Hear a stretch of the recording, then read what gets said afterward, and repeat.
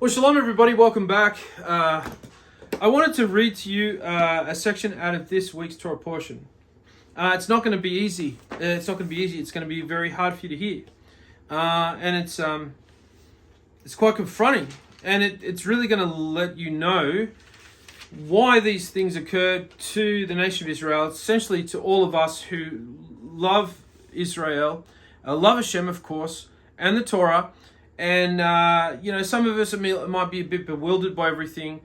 But essentially, the problem is the level of shock and fear and dread that we felt on October 7. What's the best way to explain this? There's a rabbinical story. This is the best way to explain it. I'm just going to shift gears right now. There's a rabbinical story of in Russia. There was a ghetto that had to pay the guards who were stationed on the outskirts of the ghetto a particular fee if they wanted to transport anything to another Jewish community. And so the Jews decided that they would approach their host nation and ask for a prepaid fee for funerals.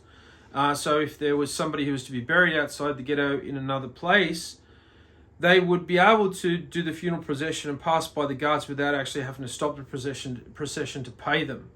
And so over time, the Jews realized that they could actually smuggle things out to other outlying communities. Maybe they were supplying, maybe they would, they cooked bread or something like that. It's probably doesn't sound very good to be packing that in a coffin with a dead body, but maybe it was something else. Maybe it was some other commodity. And eventually they got so brazen that they just didn't have a body in the coffin at all. The coffin was full of goods. And one of the guards on the actual checkpoint noticed that none of the Jews in the procession were crying. In fact, they were all acting quite jovial. And so he demanded that they open the coffin. And they said, "Hey, we can't open this coffin. It's sacrilegious. We can't do that." And he said, "Open the coffin." He says, "We can't. It's against our Torah." And the guards insisted, "You open the coffin now." And they all began to cry and panic. And one of the guards turned to them and said, "You fools, if you were crying before, you wouldn't be crying now. But because you weren't crying then, now you're crying now, and there's nothing you can do about it, and there's going to obviously be a punishment due." And so that's the kind of thing I want to talk about in this video, that because we haven't been as concerned with the way the nation and the way the world has really gone in terms of its standards, and we haven't done everything we can in our own lives to remain as insular as we can from all these terrible things. And in many ways we have been partakers of these things, most of us through the internet with having social media accounts and things like that, and finding ourselves at times just aimlessly scrolling through and looking at places we shouldn't be looking at. It's none of our business. If somebody has an accident and they film it, what are we doing looking at that person having an accident? It's sort of this Colosseum entertainment. We've all, to some degree, greater or lesser extent, have been drawn into the ideology of this dark world. And so what I'm going to read to you is from Deuteronomy, of course. As I said, Pasha Ki Tavo. And we're going to be looking at chapter 28, verse 15.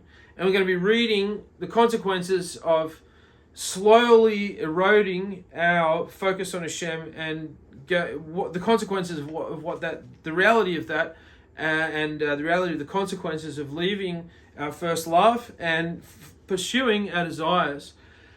And so it'll give you a perspective, especially with the rave festival that was occurring, that was descended upon by Israel's enemies. Hours before, it was like a place of immodesty, a place of idolatry. There was a statue, an effigy of a Buddha statue, and you essentially had a lot of Israelis drunken on drugs, dancing in front of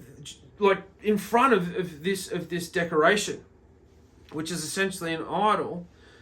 And it was on Simchat Torah, it was on the Joy of the Torah, it was the final day of the judgment. And you just go, oh, wow, okay, so this is where we're at. And I think if we read this section from Deuteronomy 28 afresh, it'll kind of reset us. I tell you, it's not going to be this isn't going to be an easy video for you, but I think it's a video you should avail yourself of and watch and listen to and take to heart. And this video is just as much as for myself as it is for you. Okay, so what will happen is if you do not listen to Elohim your Elohim and be careful to observe all of his commandments and superrational commandments, which I am commanding you this day, then the following curses will come upon you and overtake you.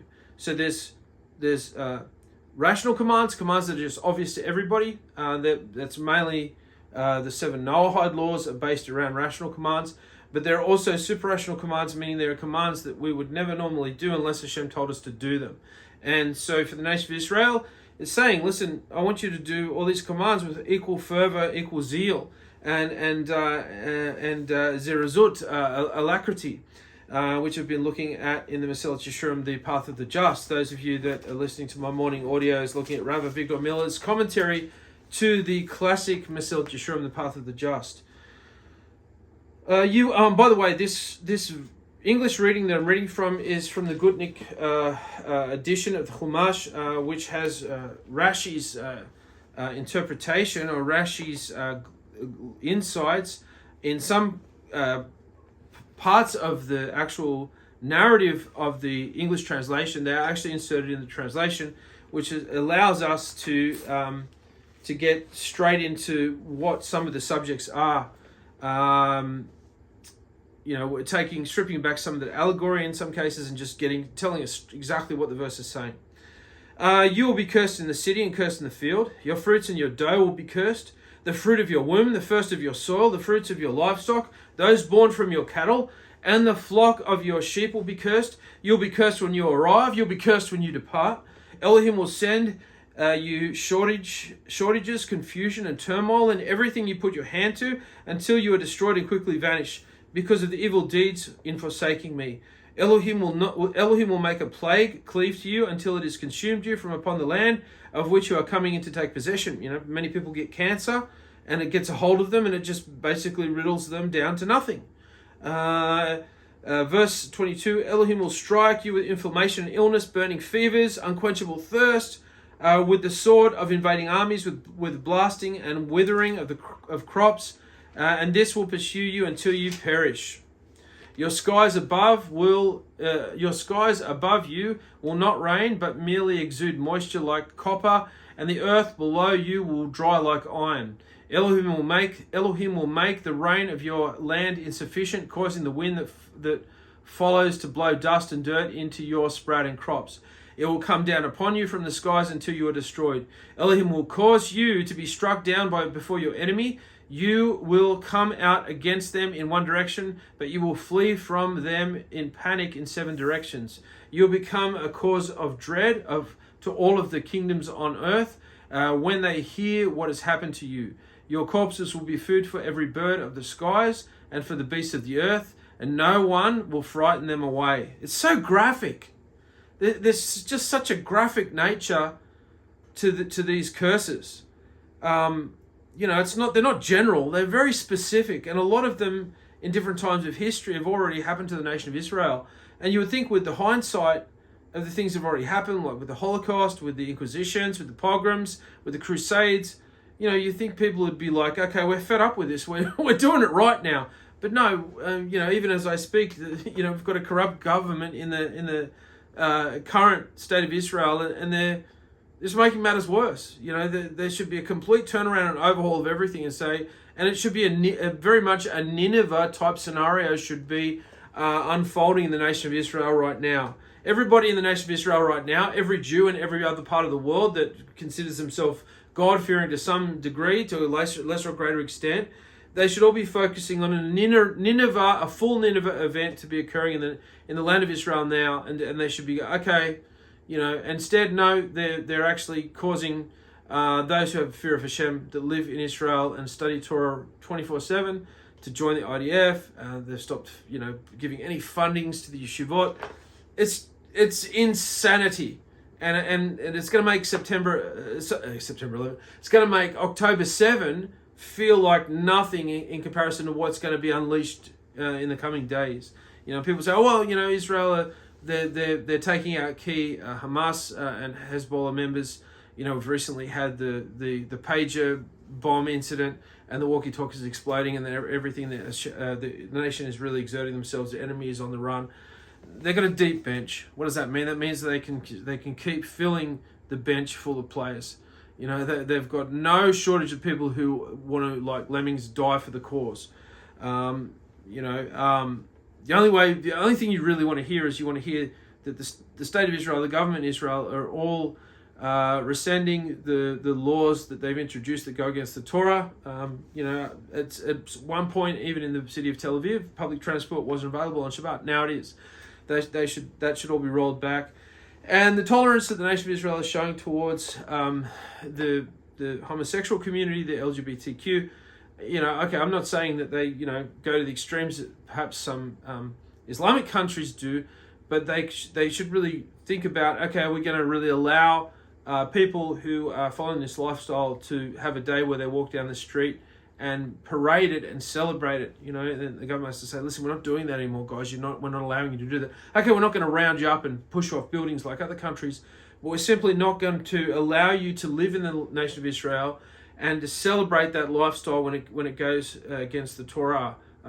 We can't control what you do behind closed doors, but by sanctioning any country that sanctions that type of thing to actually do public celebrations and have people march publicly, and even legalize certain things, you're really that causing that nation, the angel that resides over that nation, to get hammered, and to be able to be pretty much left powerless to be able to do anything to avoid a coming calamity, because Hashem detests that type of lifestyle. And on a base level, it just goes against the laws of nature anyway. So it's just like, it's crazy.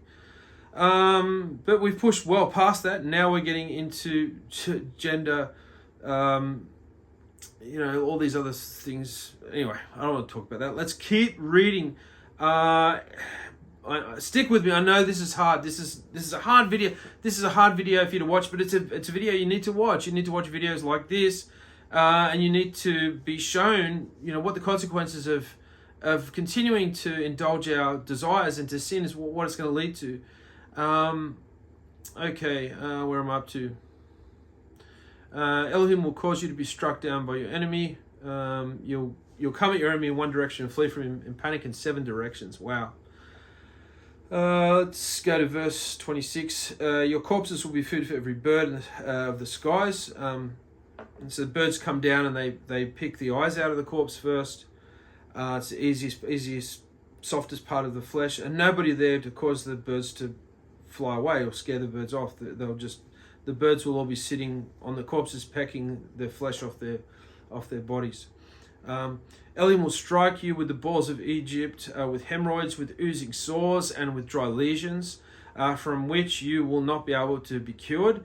Elohim will strike you with insanity, with blindness, and with bewilderment. You will grope around at midday as a blind man gropes in the dark, and you will be unsuccessful in your ways. You will be nothing but oppressed and robbed all the time, and no one will save you. You will betroth a woman, but another man will lie with her. You will build a house, but you will not live in it. You will plant a vineyard, but you will not render it fit for use. Your ox will be slaughtered before your eyes, but you will not eat from it. Your donkey will be robbed right in front of you, and it will never come back to you. Your flocks will be given over to your enemies, and you will have no savior. Your sons and your daughters will be given over to another people, and your eyes will see what happened and yearn for them all day long, but you will be powerless. the fruit of your soil, and all your hard work will be eaten up by the people unknown to you. You will be nothing but wronged and downtrodden all the time. You will go insane from the things that your eyes will see. Elohim will strike you on the knees and on the legs with severe boils from which you will not be able to be cured, spreading out from the sore of your foot, the salt spreading out from the sole of your foot to the top of your head. Elohim will lead you, and your king whom you have appointed over you, to a nation unknown to you or your fathers, and there you will serve other Elohim of wood and stone. Among all the nations to whom Elohim will lead you, you will become a source of astonishment, an example of persecution, and a topic of discussion. And you will take a lot of seed out. You will take a lot of seed out to your field, but you will gather in little. For locusts will consume it. You will plant vineyards and work them, but you will neither drink their wine nor gather their grapes, because the worms will devour them. You will have olive trees throughout all your borders, but you will not anoint with their oil, because your olive trees will shed their fruit. You will bear sons and daughters, but they will not be yours, because they will go into captivity. The locusts will deplete your trees and all the fruits of your soil. The foreigner who is among you will arise above you higher and higher, while you will descend lower and lower. He will lend to you, but you will not lend to him. He will be at your head, while you will be at the tail. All these curses will before you, pursue you, overtake you until they destroy you, because you did not listen to Elohim your Elohim and observe his commandments and supernatural commandments which he commanded you. You will be a sign and a wonder. You will be as a sign and a wonder upon you and your children forever, because you did not serve Elohim your Elohim with joy and with gladness of heart, when you had an abundance of everything. Therefore you will serve your enemies, when Elohim will send against you amid hunger, thirst, nakedness, and total destruction. He will place an iron yoke on your neck until he's destroyed you. Elohim will bring you upon a nation. Elohim will bring upon you a nation afar from the end of the earth. Suddenly, as the edge swoops down, a nation whose language you will not recognize, an arrogant nation which will not respect the elderly or be kind to the young. They will devour the fruit of your livestock and the fruit of your soil, destroying you. They will not leave over anything for you from the grain, the wine, and the oil, and the offspring of your cattle, or the flocks of your sheep, until they destroy you. They will besiege you in all the cities until your tall and fortified walls, in which you trust, are conquered throughout the entire land. They will besiege you in all the cities throughout your entire land, which Elohim has given you. During the siege and the distress which your enemies will bring upon you, you will be so hungry that you will eat the fruit of your womb. The flesh of your sons and your daughters, whom your Elohim has given you. The most sensitive and squeamish man among you will be so hungry for his own children's flesh that he will be selfish to his own brother by his darling wife and the rest of his children, whom he has allowed to remain, refusing to give any of them of his children's flesh that he is eating. So Hashem is basically saying, I'll have you caught up in a siege against your enemies, and there will be a famine. There'll be no food. You'll begin to starve, and families that are huddled together in their homes will begin to look at other family members who are maybe perhaps weaker, to actually kill them and cook them and eat them, which sounds absolutely horrific. I don't know. There's not many more things that can probably be more horrific than that. But believe it or not, in the nation of Israel's history, these situations have already occurred. As far back as the Roman siege in Jerusalem, there was a story of Roman soldiers that they finally broke into the town precincts that were cordoned off, that they were managing to defend. They finally broke through, and they were coming through and finding families in their homes. And some Roman soldiers could smell the beautiful smell of meat cooking, and they thought, how is it that we can smell somebody cooking meat when we're entering into a precinct, into a territory that haven't had food for the last month? They're all, most houses we go into, people are just skeletons, and they're dead or dying of starvation. And they came into this one house, and they found this beautiful old lady, and she ushered them to come in and to share of the meat that she was cooking, and they found that she was cooking. I mean, she can't have been that old because it was her baby. Maybe she looked old, I don't know. And she offered them to partake in a pot of cooked meat, which was essentially her baby.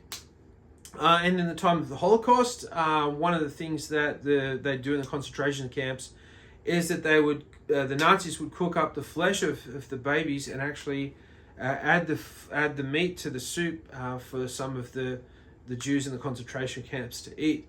But there are also times during the Nazi occupation, the World War II, where Jews were forced to eat their offspring because of starvation in the ghettos and so on and so forth.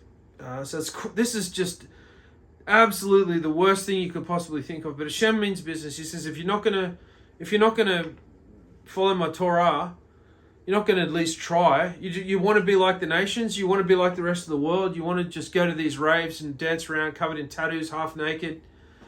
You can get away with that when you're young. You're young and everything. But once you start to get middle-aged, you get in your 40s and 50s, you start to get older. It's a little bit harder to keep fit and keep in shape. And you kind of, things slow down, and you start to get more mature in your thinking and that, and you look back and you go, that was crazy. Why was it doing that? Everybody, if they get to live to a certain age, looks back on their youth, and if they weren't in any way religious or follow a moral sort of compass, you look back on it with shame, and you go, I can't believe I did those things. It's like, wow, if you're still young and you're watching this video and you're Israeli and you're not religious, get a hold of somebody wherever you are, and go to an Orthodox place. Don't go to Reform. Please don't go to a Reform place or modern Orthodox or conservative or anything. Go to the real deal and find somebody and say, listen, I want to return to observance. I want it to be a Baal Tshuva. Help me to do that. Just get in contact with Rabbi Yaron Reuven, Rabbi Yosef Mizrahi. They're two that come to mind, and get a hold of them, and they can get people to get in contact with you and give you all the help you need to get on your feet and start to become religious again, and start to have a love for Hashem again, and start to focus on real things, things that really matter, and not trying to want to go and follow after the ways of the world. Okay, so this is pretty full on what we're reading at the moment. So the most sensitive and squeamish person among you will be somebody that gets a family member, kills them, cooks them and eats them, and not only does that, but rather than sharing the flesh with the rest of the family because they're also starving, they'll do it in secret. This is insane. This is insane. And if you're not reading this, you're not going, I think I better change my ways. I think I better get the sort of nose ring and the earrings and the piercings and that. I'm going to see if I can put some money aside and get all those things removed, and maybe sort of tone down my rhetoric a little bit and, start pulling my head in. Come on, just please. It's like the whole world is dependent on you guys to be the best you can be. And I know you've probably had a rough upbringing, and you think, it doesn't matter. That's the greater the reward for you if you have had a rough upbringing. But consider turning to the Torah and consider doing it soon and swiftly. Maybe as soon as you've completed watching this video, make a call, send an email, do something. For not a thing will remain for him in the siege and distress. Which your enemies will bring upon you in all your cities. Even the most sensitive and squeamish woman among you, who had never dared to place her foot upon the ground because of her sensitivity and squeamishness, will begrudge giving flesh to her darling husband, her adult sons and daughters, the infants who come from between her legs, and her own children whom she will bear, for she will slaughter them and eat them in secret, in destitution, amid the siege and distress which your enemies will inflict upon you in the cities. I mean, you're already at war and you're under siege and it looks like you're going to leave, and you're barricaded up against your enemies who are out there to try and kill you, and then you're locked inside and you're starving, and now you're beginning to resort to cannibalism. It's like, okay, this is hell. This is at least the beginning of hell. verse 58, if you are not careful to observe all the words of the Torah which are written in this scroll, to fear this glorious and awesome name of Elohim, your Elohim, then Elohim will distinguish your plagues and your children's plagues to be powerful and effective plagues with sickness that are nasty and effective. He will bring back upon you all the diseases of Mitzrayim which you were terrified of when you saw the Mitzrites suffer from them, and they will cling to you. Elohim will also bring upon you every disease and plague that is not written in the Torah scroll to destroy you. You will remain few in number instead of being as numerous as the stars of the heavens, as you once were, because you did not listen to Elohim, your Elohim. Then just as Elohim rejoiced over you to do good for you and to increase you, Elohim will likewise make your enemies rejoice over you, annihilating you and destroying you. You will be uprooted from the land of which you are now entering to take possession. I wish this was read in the Israeli Knesset. You know, they would get somebody up with all of the, you know, the power players in the state of Israel and the government at the moment, and start from Deuteronomy chapter 28, verse 15. What will happen is, if you do not listen to Elohim, your Elohim, start there and get somebody to read it in Hebrew or read it in English, whatever's easier, whatever's more effective, and just get and read the whole thing. And they should read it every time before they convene a matter in the beginning of the day in the Knesset. They should go through and get somebody to read this whole thing and read just the curses. And you go, okay, have a great day, everyone. And everybody's like, that's the best thing you could do. You'd be like, okay, you'd be so fearful to put a foot wrong with what you've just read, what you've just had sounded out, read out in the court. And everybody be like, oh, wow, okay. Is that real what you just read? Is that legit? Is that in the Torah portion? Yeah. And that's read every day, publicly every day. Somebody comes up and reads it publicly before the day's proceedings. You go, off you go, guys, have a good day after you've read all that. You're like, oh, okay.